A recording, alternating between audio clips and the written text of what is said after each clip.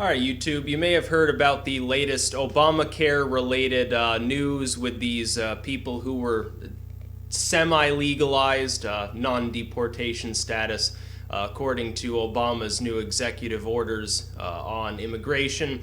You may have heard the news. There's two parts to it. The first part is that it turns out these individuals will be eligible for like Medicaid and so forth. On the one hand, it doesn't really matter because they're still paying a payroll tax. Ultimately, anything they draw back out of the system is going to even out. So I'm not really concerned about that. I know some people are, and I think it's a joke that Fox is fixated on that when there's a much bigger story. The much bigger story and the much more negative impact here with these individuals coming into the country is that businesses now have been essentially unofficially incentivized to actually hire these individuals because they are not legal citizens, because of loopholes in Obamacare. Businesses that hire them do not have to pay the sort of fees involved with Obamacare. They don't have to supply them with insurance.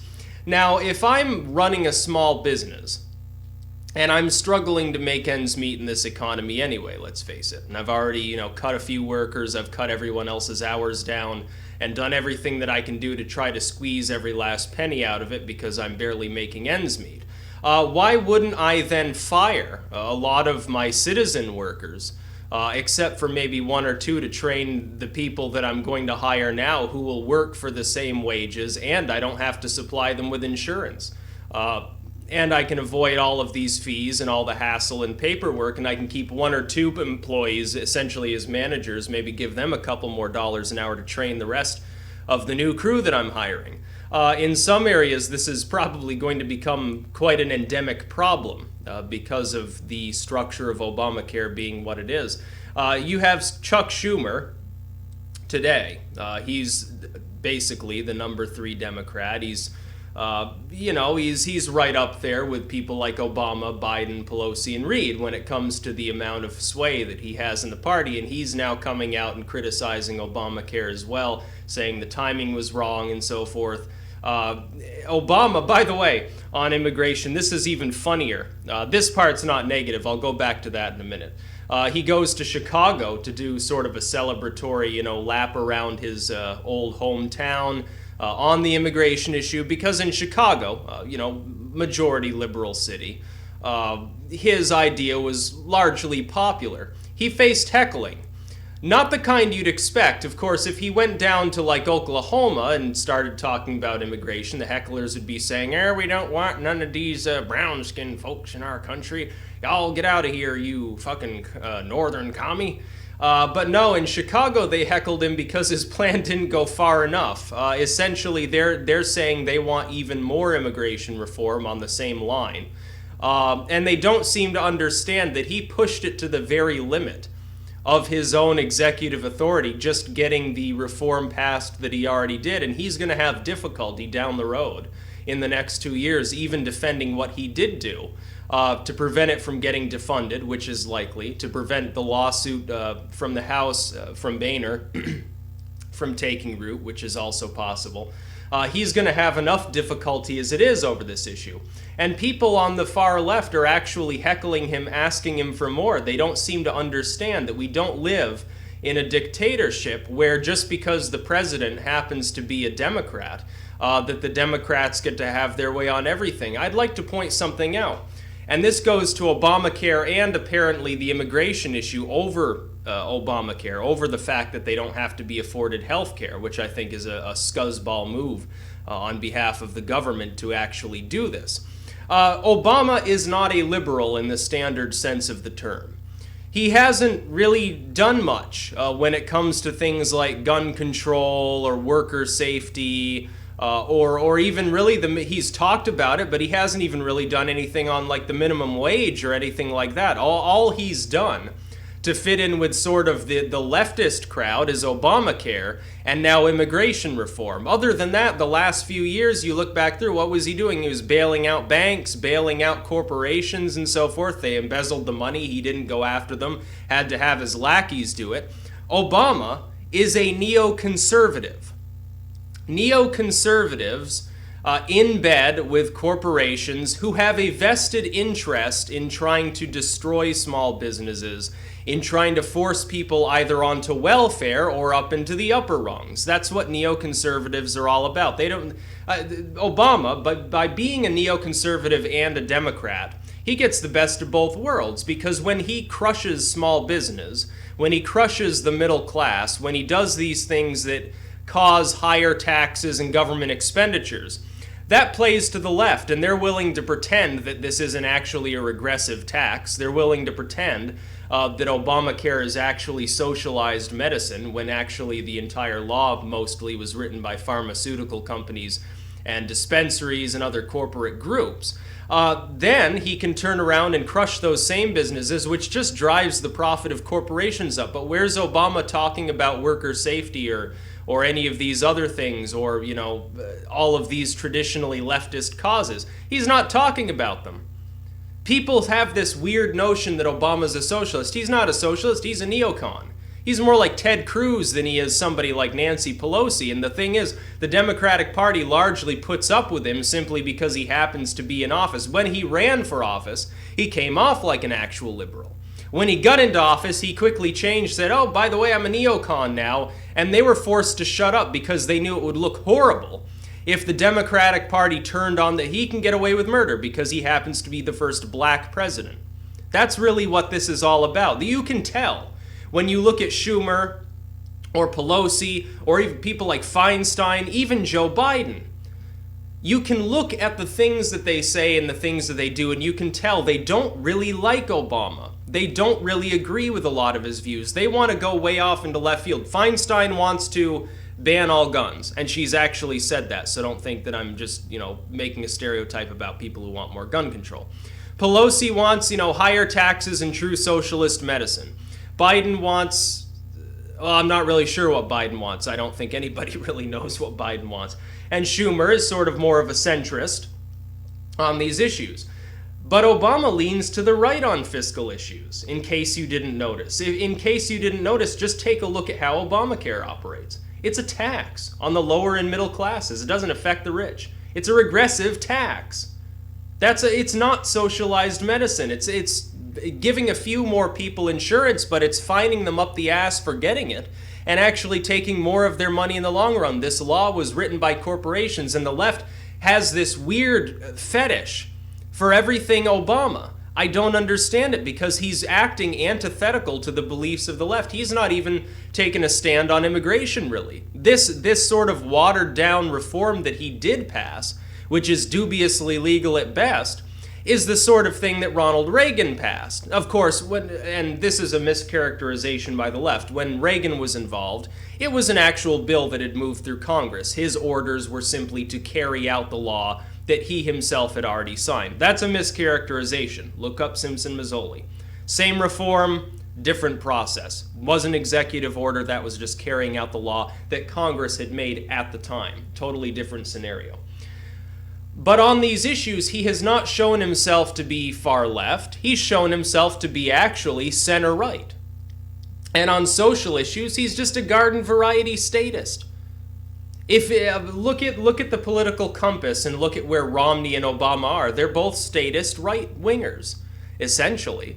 The opposite is actually what this country needs. What this country needs are centrist libertarians to take over, not fuck with the fiscal system too much, other than slashing spending, and get rid of a lot of these moral laws and a lot of the militarization of our domestic policy that really we can't afford, we don't really need, and it's not really keeping us safer. That's what we need. That's not what we've gotten, which is, sad. But back to the idea of Obamacare somehow magically not applying to these people simply because they are not citizens. Well, then where do they fit into the legal framework?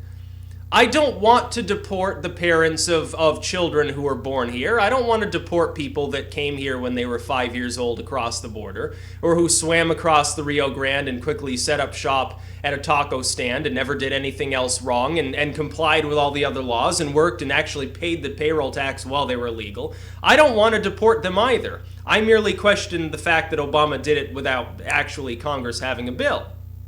I can understand why he thought it necessary. It wasn't. Apparently, he thought differently. But on all of these issues, Obama has not been a leftist. People have this weird belief, and this applies to the right wing, to the left wing, and to everyone in between. They have the belief that simply because someone has a D after their name, anything they suggest must be far left.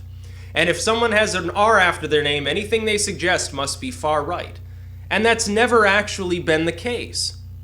It doesn't, no, not even remotely. The things that Obama has actually applied himself to are more along the lines of a corporatist.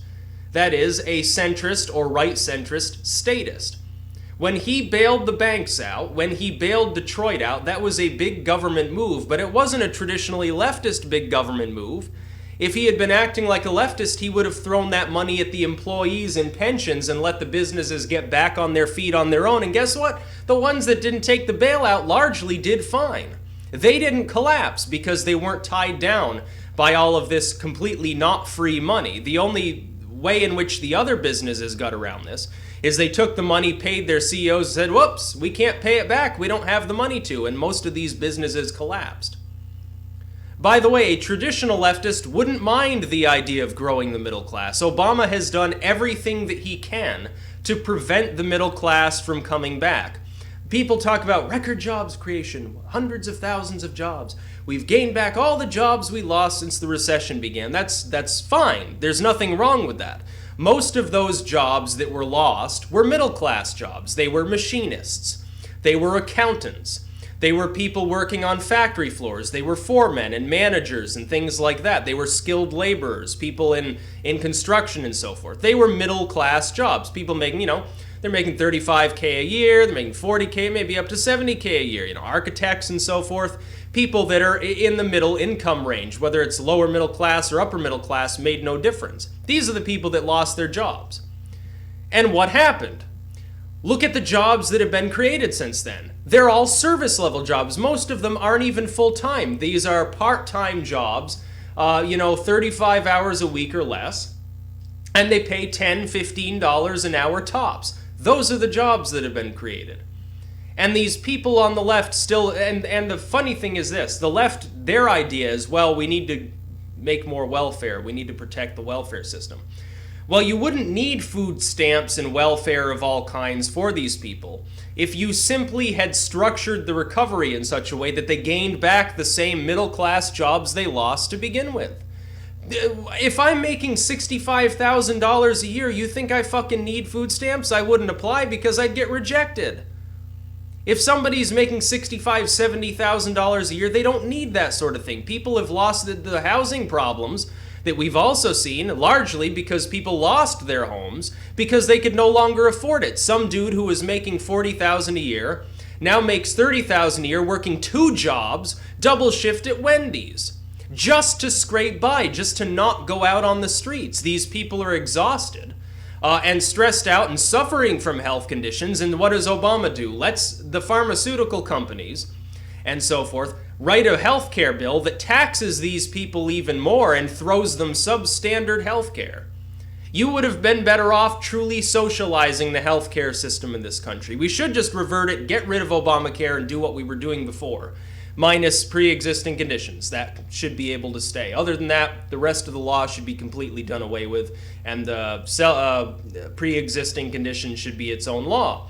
But you wouldn't need all of these things if you had simply retained the middle class. And people, for the first few years, they were willing to say, well, it's not really Obama's fault. I mean, the economy collapsed and Bush was still in office. I'll grant you that. Bush was an idiot too and didn't know how to manage an economy. That's definitely true. What was Obama's big plan? Bailouts. Bail out the banks so that, people's money is secure. They still lost their money. The CEOs got all of that money. Bail out Detroit. We've got to save these jobs. And yet they still went overseas.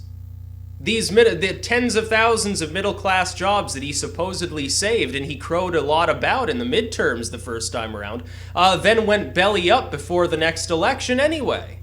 And we lost hundreds of billions of dollars to these crooked businesses. And what did they do? They just left the country. They went off and invested in the Caymans, invested in Switzerland, built factories in India and China.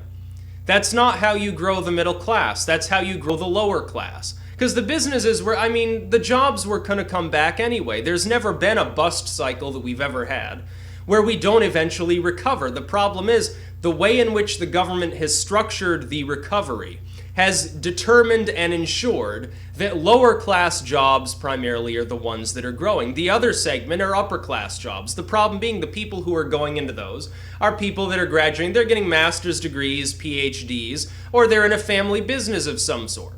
So they can get appointed to that position, sort of like a bloodline thing, I own my own, private hospital here, and my son is just left college with a master's in accounting. Well, I think I'll put him in as the head of accounting in my business. Well, there's nothing wrong with that. The problem being, those jobs would have been fine anyway, and these families would have been fine. They're upper class families. If they go broke, it's nobody's fault but their own. They should be able to live on the kind of salary that they draw. If somebody's making $250,000 a year and they end up broke, it's their own goddamn fault. But if somebody's making $40,000, $50,000 a year as a machinist and they lose their job and the government fucks with the economy to the point where the only job they can get is half shift at Wendy's, that's a problem. Because there's no legitimate reason why that job shouldn't have come back by now. And you know what it is? It's the unwillingness of the government and neoconservatives like Obama to go after the corporations that are shipping these jobs overseas. If I own a corporation and I'm paying people $25, $30 an hour to work as machinists in this country, and I'm paying the federal and state taxes on the factories that I own, or the factory or the warehouse or whatever, and I'm having now to pay for their health care because, they make above that level and they work a certain number of hours, so I have to get them health care.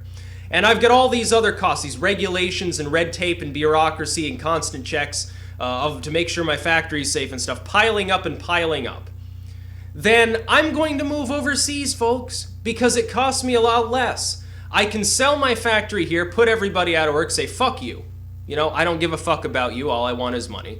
I'll build the factory in India or China for 1/10 the cost. I'll hire the workers for 1/10 the cost. I'll still be paying them more than they would make in their home country in the same job at one that was built domestically. So they won't care.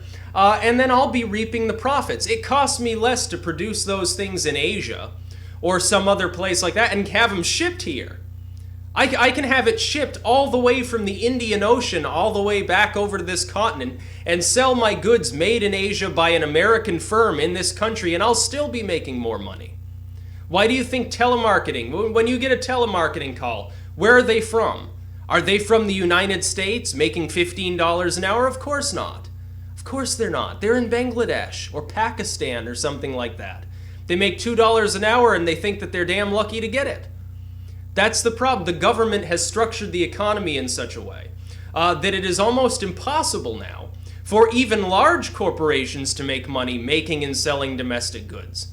They actually get incentivized to send those jobs overseas. Obama talked a lot about wanting to reform this when he was candidate Obama. As soon as he got into office, magically disappeared from the radar. All the things he talked about did. Gitmo? Well, leave it open. We've got to keep... And torture's fine, by the way. It's enhanced interrogation. It's not actually torture. The sort of logic that he criticized Bush for using. Surveillance state? Oh, that's fine. I didn't really mean that I wanted to do away with that. Militarized police? Pff, that's fine. It doesn't matter how much it costs. I was anti-war, but I think that, Assad's gassing people, supposedly, so we need to go in there, we need to go back in Iraq, put more troops in Afghanistan, maybe we should run some no-fly zones over Libya, what's next on his fucking rape of the third world plate? Where is he going to send our troops to next? He is a neocon, folks. President Obama is not a liberal. Liberal also, and others have pointed this out, people on the right wing point this out more often.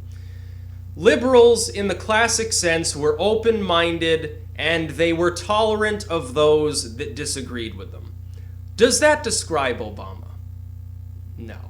It does not describe him. He is completely and utterly intolerant of people who disagree with him, even within his own party. And he lashes out and has his lackeys lash out against anybody in the media who criticizes him.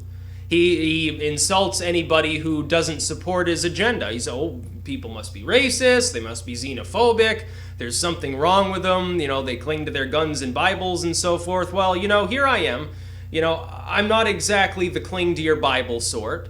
I don't walk around with a shotgun slung over my back all day. I'm not a lumberjack or a machinist. I'm not working in a coal mine somewhere in West Virginia.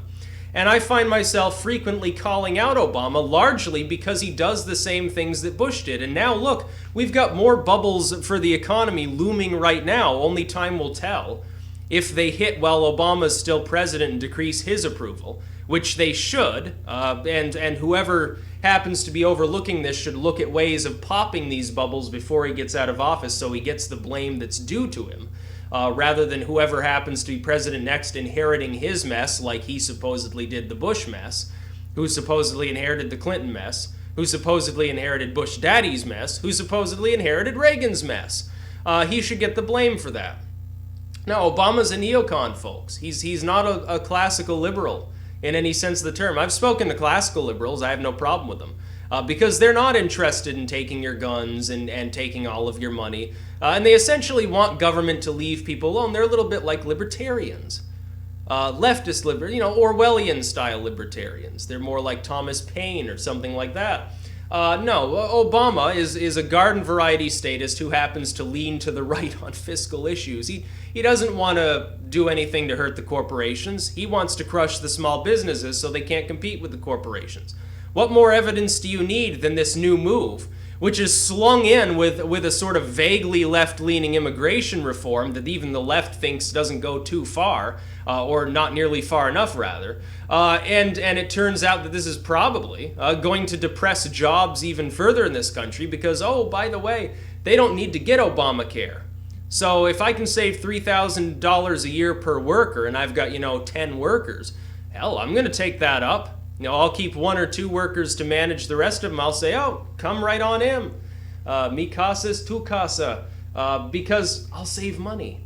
And that's really what business is about. And that's what the far left, these people that were heckling Obama for not going far enough on immigration, they don't seem to understand. That's kind of why industry exists. The purpose is to make a profit. You don't have to like that fact, but that's ultimately why it's there. And every attempt to change that system and change it to, oh, well, it's actually a way to empower people or some feel-good thing like that, has failed time and time again throughout history, leading to a society that ends up getting so bored it eventually destabilizes itself just for yucks. Just look at what's happening in Sweden right now.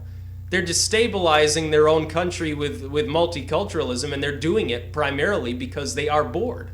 They got too wealthy, too complacent, people got too apolitical and too secularized, to the point where they no longer give a fuck. That's the problem. You see it happening in Britain now as well. Let's hope that doesn't happen in the United States. So yeah, I support immigration reform. Thought that the manner of doing so was illegal, or at the very least dubious. But this latest development is far, far worse. You're going to have people who will probably cut actual workers out and hire people who were once illegals simply because they can save money. If they're doing a low-wage job, what difference does it make anyway? I mean, if they're not interacting with customers, if these people have English skills, it's no different, especially if they're living in an area which is, majority Hispanic anyway. They're not going to care.